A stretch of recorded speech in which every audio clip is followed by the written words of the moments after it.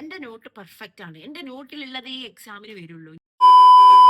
Hey guys, എന്റെ കുട്ടിക്കാലത്ത് എനിക്ക് പറ്റിയ ഒരു അബദ്ധമാണ് ഞാൻ നിങ്ങളോട് ഷെയർ ചെയ്യാൻ പോകുന്നത്. എക്സാം ടൈമിൽ ഞാൻ ക്വസ്റ്റ്യൻ പേപ്പർ നോക്കിയില്ല. എന്താണോ പഠിക്കാനുള്ളത് അത് മാത്രം നോക്കും.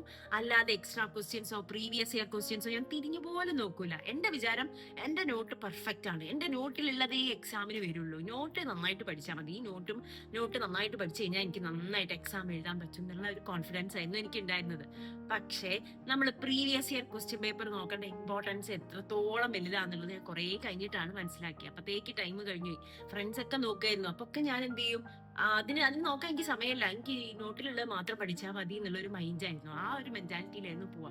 അപ്പൊ ഈ ഒരു അബദ്ധം എന്റെ മക്കൾക്ക് പറ്റരുത്. ആർക്കെങ്കിലും പറ്റാറുണ്ടെങ്കിൽ, അതായത് നിങ്ങൾ ബുക്ക് മാത്രം പഠിച്ചു പോകും, പ്രീവിയസ് ഇയർ ക്വസ്റ്റ്യൻ പേപ്പർ നോക്കിയിട്ടില്ല എന്നുള്ളവരുണ്ടെങ്കിൽ, എന്നെ പോലുള്ള ആരെങ്കിലും ഉണ്ടെങ്കിൽ താഴെ കമന്റ് ചെയ്യുക. അപ്പൊ ഇനിയിപ്പോ നിങ്ങൾക്ക് ക്രിസ്മസ് എക്സാം വരാൻ പോകുന്നുണ്ട്.